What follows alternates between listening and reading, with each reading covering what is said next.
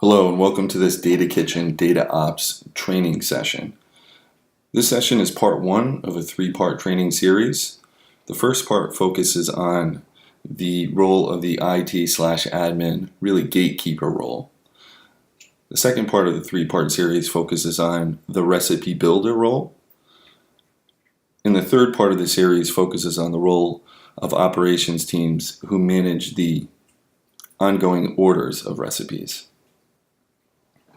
The topics we'll cover today are detailed in our public documentation, which is accessible on our webpage, datakitchen.io. Just click on the platform link here. You can jump over to documentation. This is hosted at datakitchen.readme.io.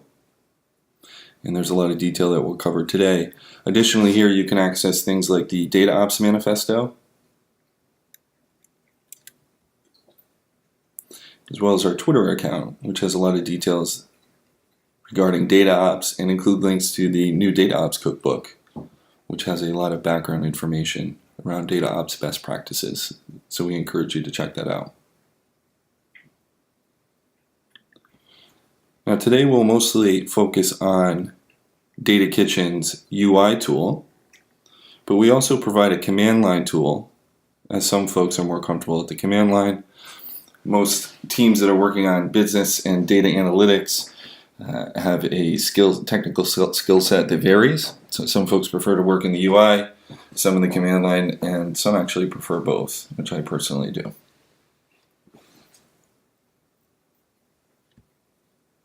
So we'll jump over to our web page, and I'll actually log out and log back in. And you can actually see I've created users for many of you already. And we land on our home page, which is our kitchens list. So here we have a master dev, Alex dev, Armand dev, Eric dev, and Eric test kitchens. And right now I'm looking at the kitchen list, but I can actually enter into a kitchen. So here I've entered into the master kitchen. And I can go back and exit the kitchen by clicking on that list there. And it's important because kitchens are workspaces. So if you want to perform actions in them, you actually have to enter into them.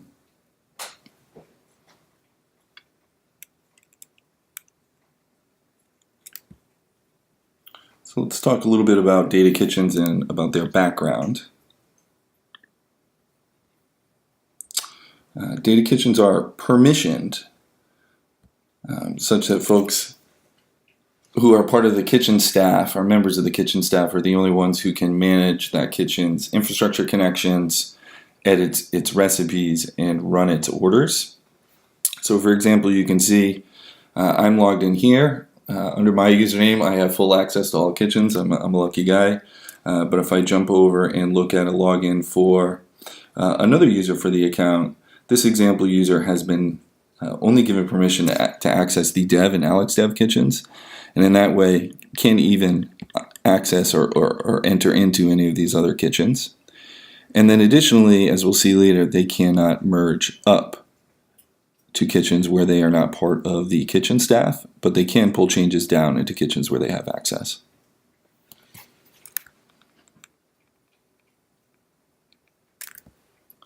So back to our kitchen traits. Kitchens are workspaces that also connect to segregated infrastructure in a secure and encrypted way. Thus, they are associated with segregated environments. So if we jump over here and we jump into the master kitchen, for example, we'll take a look at the vaults. And we use HashiCorp's Vault for secret credential storage. And in this way, we have a global vault that's been configured with credentials for infrastructure like Tableau and Docker Hub, AWS, for example. And that provides access to all kitchens, whereas this master kitchen has one kitchen level vault that overrides the global values. And in this way, the master kitchen, which is associated with the production environment, is truly segregated. And this is important for the IT admin role.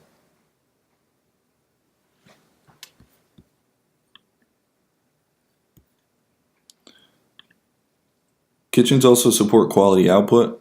We think of the recipes within kitchens as essentially assembly lines, And the DataKitchen orchestration process provides a testing framework that allows you to practice lean manufacturing principles, whereby you can stop the assembly line in place or stop the processing of a recipe in the event that there is a test failure. And this helps support quality by preventing data issues from ending up in being discovered in your client's hands, and allow you to adjudicate and resolve them in place quickly without impacting your client.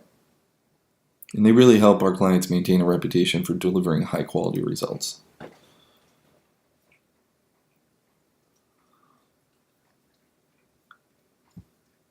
Another characteristic of kitchens is that their contents, their recipe contents, are versioned under Git version control. And this is because each DataKitchen is underpinned by a Git branch. So for example, if we jump over to the UI and we look at exit the master kitchen and look at the kitchens list, we'll see the list of kitchens here.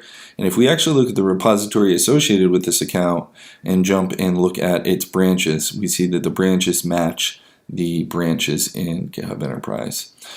So in that way, everything is versioned.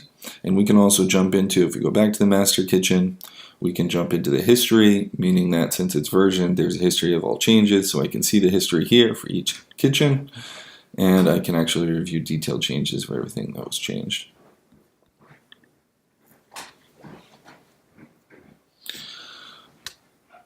Another valuable characteristic of kitchens is that they support rapid creation and teardown. So within the UI, for example, I might want to work on a feature as a child to my dev kitchen, and I can quickly create a new kitchen which creates a workspace for me to work in with a separate copy of the recipe code. And it's very simple. I can just say feature dev here for my kitchen name, and quick feature test. It'd be my description. I can optionally choose to have an ingredient substep as part of the wizard and provision infrastructure as part of the creation of my new kitchen. We can talk a little bit about that later. In this case, I'll choose not to, and I'll select all of my recipes and select my default vault. And in that way, my kitchen, since it's working off of, again, I'm entered into it, the global vault, since it has no kitchen vault, it's already connected to infrastructure, and I can go ahead and quickly do my work. And when I'm done, I can quickly delete my kitchen, and it's that simple.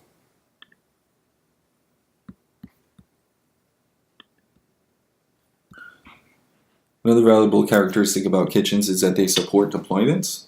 So because their contents are essentially versioned on a Git branch, and because those Git branches are themselves hierarchical, kitchens have parent and child relationships, meaning that their changes can be merged across their Git branches. And when one is merging upwards, for example, between my test kitchen and its parent dev, I'm actually doing a deployment.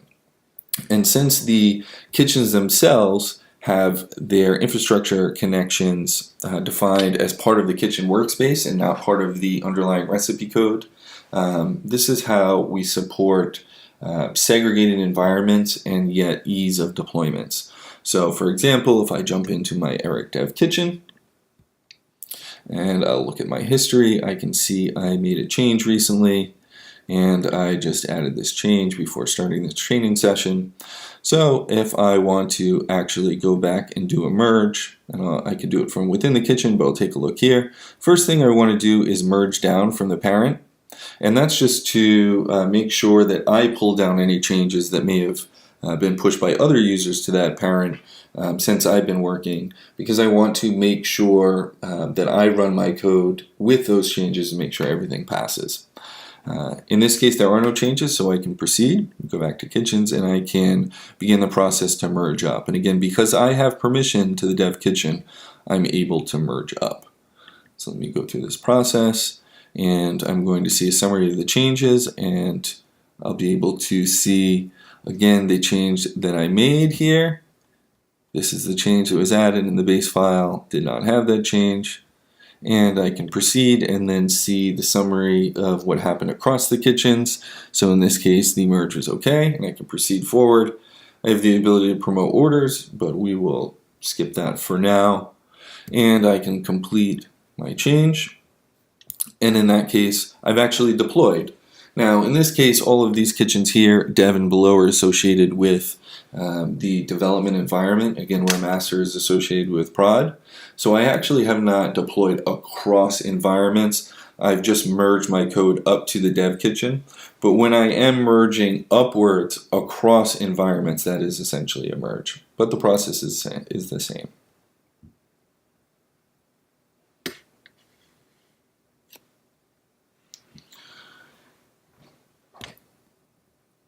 And back to our kitchen. All this together makes the value of DataOps really apparent with the way that we orchestrate things, and it really helps our clients to rapidly produce high quality data output. Often those two goals are at odds, moving fast and delivering things with high quality. And we help not just individuals but large teams do that quickly at scale. And this role that we're talking about today is really important for supporting this and some of the characteristics we talked about. The first thing that you'd want to do when implementing a DataOps solution with DataKitchen at one of your prospects is to essentially think about their existing environment structure and their tool chain. So DataKitchen is not a platform, so to speak. And that's because we're more of an orchestrator. We're tool chain agnostic, so we can essentially work with many of the different tools in the tool chain. And you can see here some of what we connect with in some of these logos here. And we also don't force a specific setup. We're very flexible, so we can support many structures of release environments. So in this particular example, we've implemented DataKitchen DataOps solution around an existing structure where there was, for example, two environments, a production environment and dev. There are no intermediate environments there like a UAT or a POC or a staging or a hotfix or whatever you would want to name it. So we've kept it simple. For the production environment, there is one kitchen, and it is the master kitchen. And for the dev environment, there is the dev kitchen and all of its children. So the master kitchen has essentially been configured such that its kitchen workspace definition with its infrastructure connections and secrets has been made to not be inheritable, whereas the dev kitchens has been, and in that way users can quickly spin up child kitchens to work in a dev environment. So just to reiterate, for the master kitchen, again, there's a global vault available for all kitchens, but we have the master kitchen really pointed to a segregated environment because its infrastructure connections are coming from a kitchen level vault which no other kitchen has access to.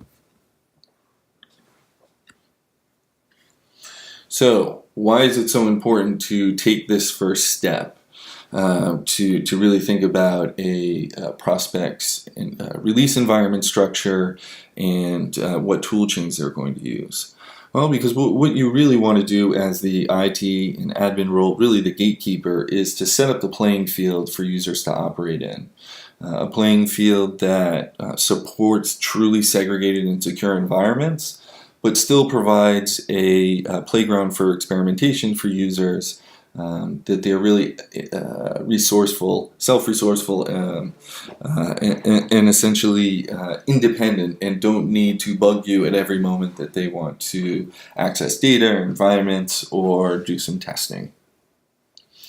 So in this case, you want to decide the kitchen hierarchy so that you can set up the hierarchy in the kitchen structure to support the deployments as we talked about, kind of up the chain. And then additionally, it's important to define the vault value. So I could add a vault secret, for example, and define these. And that's important because when the next role comes in and wants to actually enter a kitchen, and I'll take a look at my dev kitchen here, and actually go and begin building, they can jump in and say they want to add an S3 data source.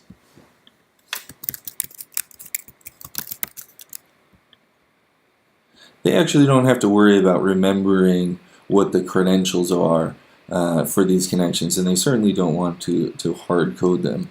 So because of the setup that you've made previously as part of this process, they can actually just go in and select what they want to. So for here, I can just go in and select bucket. My access key would have been saved as well, and my secret key. And in that way, it's very simple. Users are independent. They don't have to worry about the connections. They can just grab the values. And because these credential values are parameterized and actually pointed to vault secrets, this makes the recipe code portable across environments.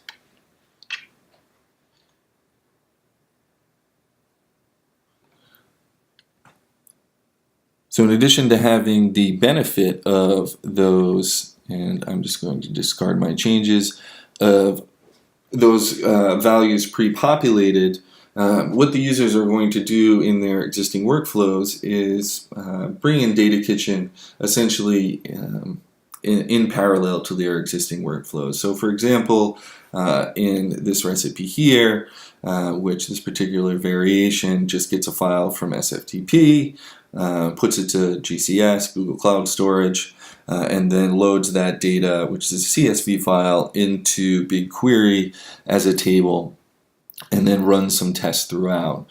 Through part of this process in building, I use local tools. Personally, me, for my IDE, I use PyCharm, and you can take a look and see a look at that here. For my file transfer application, I really like Transmit 5, and you can see that here.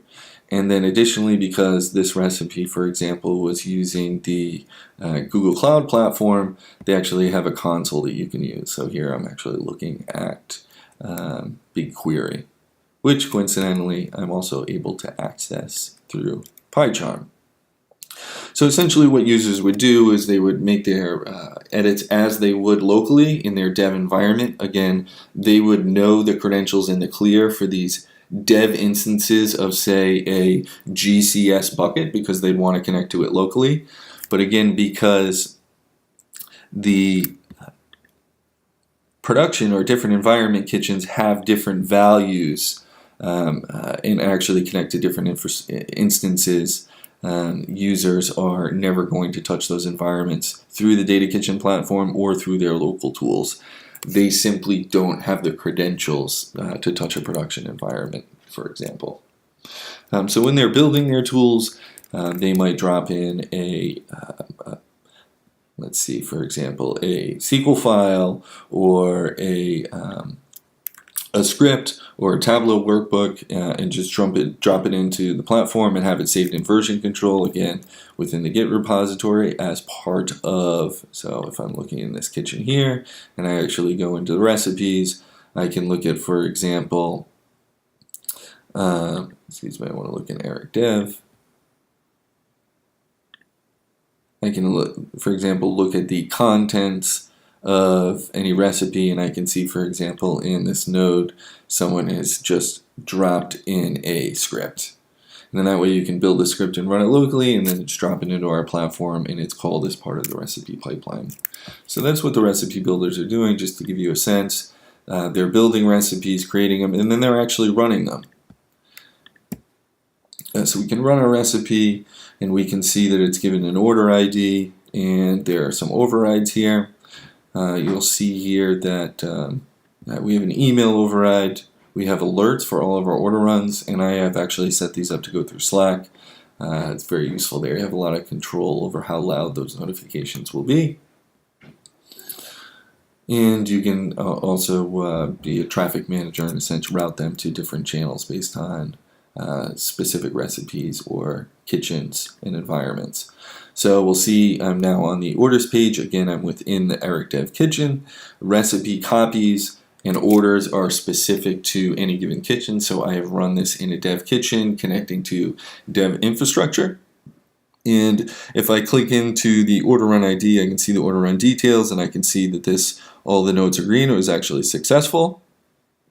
And I can actually see that a bunch of tests that I applied were successful, and I can also see logs, and these logs are unified logs for all the tools in the tool chain, including DataKitchen, that have been applied here. So logs in this case from SFTP, GCS, and BigQuery. Also as well from Docker Hub, as in this node we're actually calling, this is a container type node, we're actually calling an image from Docker Hub. And we'll cover more on that in the recipe building tutorial.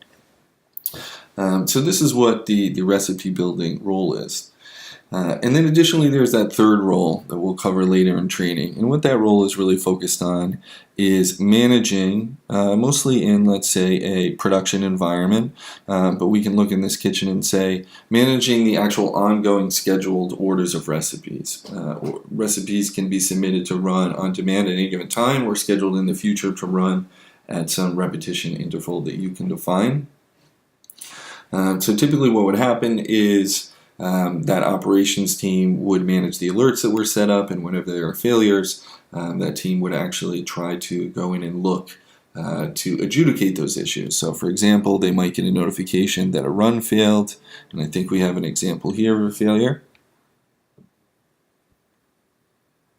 Well, we were successful with that. Let's see here. Here we go. So we would have gotten an alert, and this actually alert would have deep linked us directly to this page and included a lot of the summary information, and we can actually see that this node failed. And if we look at the logs, we can see here and scroll down. This error node with downstream test. And actually, in this case, it would be easy for the operations person to figure out what's going on because they might not be terribly technical. They might not want to read the logs. They have a test in place to show that it failed. And that's the importance of tests that we talked about earlier in terms of quality output. So typically what would happen in this case is, say the user was looking at a production kitchen, what they might be able to see but might not have access to, they would create a child kitchen. They would say, for example, so we can do that. This is really quick. Just say fix run.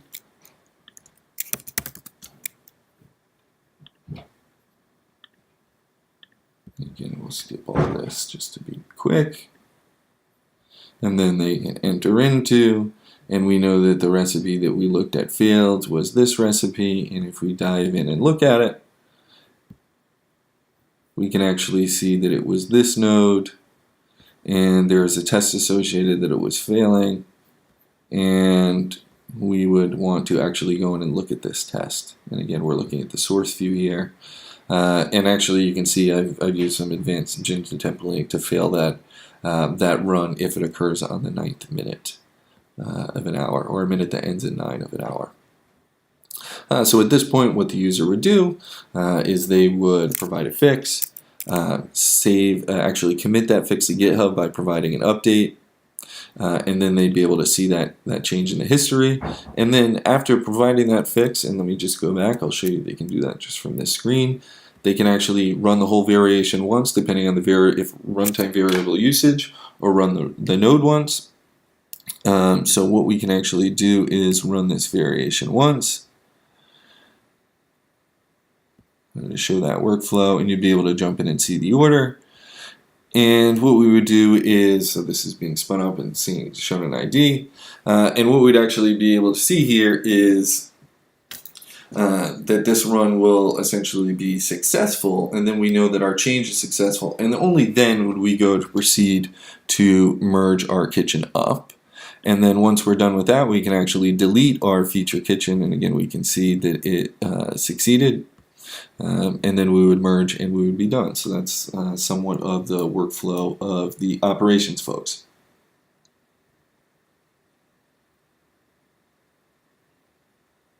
Thank you again for joining this DataKitchen DataOps training session. And if you have any questions, please feel free to reach out to us on our Slack external channel, which you've been invited to, or to contact us at support@datakitchen.io. Thanks and have a great day.